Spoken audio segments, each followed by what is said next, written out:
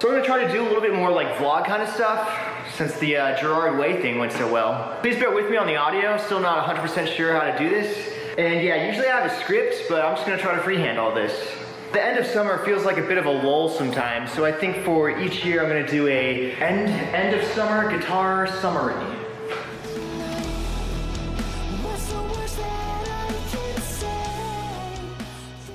I got this thing on like a stick. I'm not really sure the best way to use this thing. There we go. Got everyone. It's a lot of guitars. Should I be embarrassed at all? No, of course not. You can never have too many guitars. So I'll just go ahead and start over here. We've got 6, 7, 8, 9, 10 all in a row right here. Of course, here's my 10 string. I'm not quite sure it's gonna be around for very long though. I'll tell you more about that later. I will admit that it is a little ridiculous, and I bought it mostly as a meme, and I might have a little bit of buyer's remorse. But it was worth the experimenting. Then I've got my 9, also Agile, also fan fret. Then we've got the 8, which it's got a Floyd Rose down there, if you can see. Not too happy about this guitar, actually. This is probably one of my least favorite. This is my second least favorite guitar right here, Agile 8 string. It's just too clunky. Agile obviously just threw it all together. The action is like crazy high. It's just all around not that great. I haven't quite given up on it yet. I'm not sure if you can hear this, but I've got it tuned in thirds, which is interesting. So it's still low E to high E, but we've got it over 8 strings going in thirds. So that should make for a cool video, instrumental. Then there's this 7 string, which has a bit of a story behind it. I bought it with this body from Agile, but I thought it was just too thick for my liking. I love guitars that are super lightweight, that I can just like throw around. I mean, I have a bad back, guys.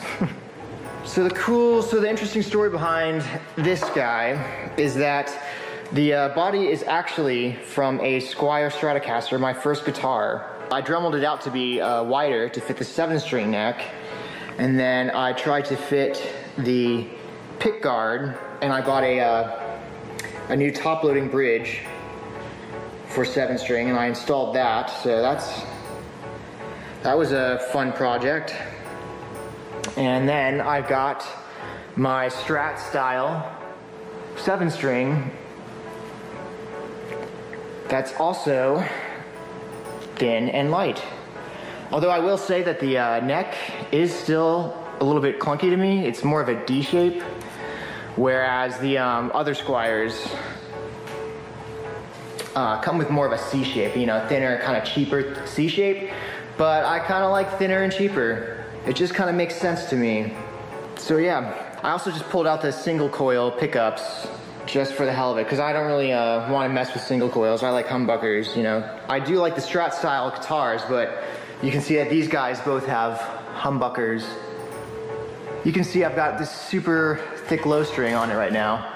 That's because I had the idea of what if I had like the super low E of an 8 string guitar and just slapped it right on top of the regular guitar E, and you'd have an octave chord. Then if you did a drop D tuning and also drop the super thick guy to D, then you could do a power chord, just fretting all 4 of these guys at once, and you would have that super low tuned, gurgly kind of extended range sound, but still have only 7 strings to deal with and not look like a total gent douche. And then we can talk about this guy, my only standard tuned 6 string guitar. And quite honestly, that's the only reason I still have it around. I am not a fan of Les Paul style guitars. I bought this as my second guitar from the cheap Squier I had originally, with the body being on that 7 string, that being the neck up top right there. If you can see, that's the neck of my first guitar. So this ended up being the second guitar I ever bought. I bought it online, first of all, and I never really played this in like a guitar store or anything. I just bought it because I thought it looked cool, and I thought I needed an upgrade to sound better, which was a horribly wrong conclusion. I should have just been practicing more. Yeah, so to reiterate, I really do not like Les Paul style guitars. To me, they're just super thick and heavy, like not ergonomic at all. It doesn't have the stomach cutout like the Strat style guitars, or the arm cutout, if you can see that there. Yeah, just super clunky, super uncomfortable, super heavy. I don't know, just unbalanced, in my opinion. Like, the body is so heavy. And then there's the pickups. I'm probably saying this wrong because I'm all DIY and stuff. And most of the terms I've seen I've only read, but I'm gonna call them Alnico for aluminum nickel cobalt pickups. Magnetically, they're a little bit weaker, so naturally they're not as loud. I found that quite disappointing when I first plugged this in. Again, I had like no experience with any other kinds of guitars. I had very little experience with guitars in general. I was just teaching myself and watching music videos and crap like that and trying to emulate them. I've been self-taught, do-it-yourself kind of mentality my entire guitar journey. The 9-string is in just standard tuning for now, by the way, if you were curious. The 9-string is probably one of my favorites as well. Although I do wish the scale length was a little bit longer, like my 10-string here. The 30 on the high end instead of the 28.625. But it's not horrible, and it was pretty cheap. It's an Agile, it's pretty cheap. I can't find a 9-string fan fret that's 2730, so he'll do. Size doesn't matter anyways, right guys? So explaining my trip down extended range guitars real quick. I first got into extended range listening to, I think, Glass Cloud. I didn't realize, I was a fan of Glass Cloud, and I never really realized that Josh Travis was using 8 strings. And once I started doing more research, I ended up buying one of my own. And of course, you're just never satisfied with low tuning, so you have to keep going lower. So I eventually bought the 9-string, and then for the sake of my channel and for the sake of the meme, I ended up buying the 10. All right, so that's 4 down right there. Now I've got this guy, which seems like just a cheap Squier Bullet Strat, but it's actually tuned 4th higher with the high A right here, 0.007. So I call this my alto guitar, and I've been messing with it. Instead of down tuning, trying up tuning. I've made a couple videos using that guy, which is pretty cool.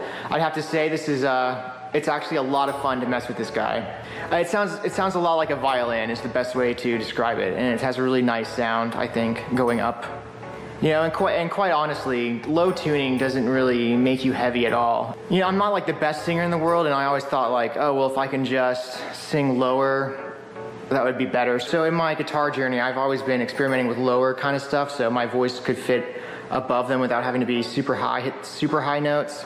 But I've come to learn that it's really just about the arrangement and how to fit vocals into there. You can still have pretty monotone or baritone vocals, I guess, and still have a bright kind of high guitar. You just need to know where to fit things. So searching for low tunings, that leads me to this guy right here. This is the first kind of drop tune guitar I've ever experimented with. Obviously it's a Squier Bullet Strat, you know, but it's got the humbuckers like I like. But the thing is that I replaced the neck. With this this Warmoth baritone conversion neck, which if you don't know, it changes the standard 25.5-inch scale length to 28 5/8 inch scale length. So with longer scale length, you can get away with lower tunings without having to use super thick strings and have like weird overtone inconsistencies. You just get a generally clearer tone from longer scale lengths and thinner strings. So this is like the 3rd electric guitar I ever bought. The first one being the body of the 7-string and the neck sitting right up there. And the second one being the Epiphone. And then this guy would be the 3rd. And then of course I replaced the neck with the Warmoth neck. It's a roasted maple neck, which I thought looked cool. And it has black hardware, which I thought would contrast the silver hardware I had on my original Strat. If I had to pick a favorite, I'd probably pick this guy. I kind of have him in drop A as standard, but I'll go as low as drop F sharp if I want. It still has a pretty decent tone. All right, so we've got alto, baritone. Now, Well, I guess first I should talk about this guy right here. This is the first bass I ever bought. It's a simple, just Ibanez Geo series, GSR 205, I think. Very simple, very standard, just a nice 5-string bass that I can accompany my baritone with, or any guitar, you know, going down to drop A. I have ended up buying a single D'Addario .145 for a drop A tuning. So it's a very nice bass. I track most of my bass with it. Don't need to go much lower than that until we get to contrabasses. So I bought this beautiful Ibanez SR305, and I've ended up just butchering it horribly. You can see these super, if I can get it to focus, you can see these super thick strings are kind of just barely even sitting in that saddle, because I really didn't want to file it out too thin. I'm sorry you can't really see this. Well, anyway, super thick strings, .232 for this guy. That's super thick. It's hard to tell on video, but that's super thick. I don't know if you can even make that out. Technically, the fundamental on this string is below human hearing, but I still feel like I can kind of perceive that it's a C sharp.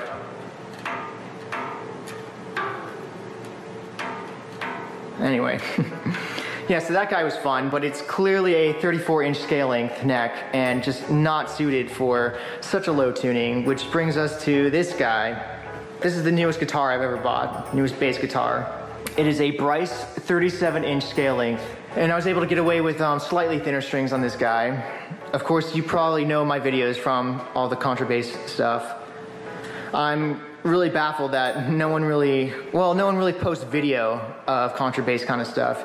I did see online articles of people talking about messing with these tunings, but I could never find video, or if there was audio, I was never able to tell when someone was actually playing the low C sharp or not. Just videos with even the F sharp 0, it's just, I don't know why people haven't made so much content for it. I believe it's totally viable. Oh yeah, technically right now I have it an octave below 5 string, so this is B all the way down an octave, which is crazy stupid low. Even I think it's crazy low. I totally believe in the F sharp for the 37-inch. Sounds great to me. I love the gurgly kind of sound. Even if it's just an illusion per se, you're not really hearing that super low fundamental anymore. It's still a really cool sound in my opinion. Even if you're just going to use it as like a grace note. And then for soloing kind of stuff, you can jump up to, you know, your standard octave. But at least you have the option down there. I don't know why you wouldn't want that. So there's my 3 basses. Got my 1-inch standard. I've got 2 contrabasses. I do have plans, since I have 2 contrabasses now, I do have plans on putting this one back in standard, which will be fun. Trying to get this nut back into an acceptable form to accept thinner strings. I'll probably make a video on my experiences with that, in case you guys ever do your own experimenting and are curious what it would be like if you ever want to go back. And then for this guy, since I don't want to have 2 standard tune basses, I have a couple of ideas. Actually, if we swing over to my workbench again, I've bought like hardware stuff to do mods and for other projects. I've always been curious about messing with guitars and stuff like that. You can tell from the 7-string I ended up messing with. Something I forgot to mention about the 8-string is that I also have what's called a Hipshop Trum Setter. It's supposed to let you have the floating bridge while still being able to switch tuning on one of the strings without throwing everything off. But I didn't have much luck with it in reality, so I've ended up blocking it off, which is another like horrible frustration and another reason why this is like my second least favorite guitar. So let me just explain this kind of work area real quick. I've got some kind of wires and headphones kind of stuff. This is all my like stringing kind of stuff. I've got a spare .007 laying around just in case. Wire cutters and tuning stuff. Of course, I've got a bunch of used strings. I don't know why I don't really throw these guys away. I just kind of hang on to them. It's a lot. It just kind of shows all the experimenting I've done with different tunings, especially on the extended range guitars. I've always messed with different tunings. This drawer, I've got a lot of hardware from guitars I've deconstructed. This is actually the hardware from my first Bullet Strat I ever bought. All right there. And I've got this extra top-loading 6-string bridge laying around, which has brought me to the idea involving this guy, in which I would turn this 5-string bass into a 6-string baritone guitar. I've got extra bass tuners laying around. You know, just throw another one on top right there. You know, get a new nut, mess with the pickups, slap that 6-string top loader on, and yeah, that seems like it would be a pretty cool project. That'd be a 34-inch scale-length baritone guitar. You know, I would assume it'd be a really much brighter tone. Be able to still finger open chords maybe at the top, see what that feels like. Also, I've got a bunch of kind of spare pick guards and stuff like that I can also work with in the future. I've got a bunch of ideas. Like I said, I love kind of messing with experimental instruments and guitar projects. Hopefully I can do a lot of that in the future. Wow, sorry, this is really dusty. So if we come over to this corner, this is kind of the first guitar I've ever messed with. It was always just sitting in a closet growing up. You know, not much to say about it. It definitely needs new strings. It's kind of beat up. It has barely 12 frets. It's way out of tune right now. I have several ideas for it, but I may not get to it in a while. Then lastly, we have this more suitable acoustic. You know, nothing big, just something I bought to try to do open mics with. You know, it's still pretty compact. It's got the cutaway. Just something I could throw around. It has a really nice sound. I do love this guy too. I haven't done enough with acoustic guitars. I probably will in the future though. Yeah, so that's kind of it. That's all, how many we got, 12? 4, 6, 7, 8, 9, 10, 11, 12. We've got 12. That's all 12 right there. I think going through all the guitars is enough for one video. So I'll probably talk about production stuff and software and the producer side of things in the future, if you guys like this video. So yeah, this is Kevin from Said Too Much, and this is all my guitars for end of summer 2018. End of summer guitar summary. Oh yeah, of course, I only use the Line 6 Spider exclusively for tone.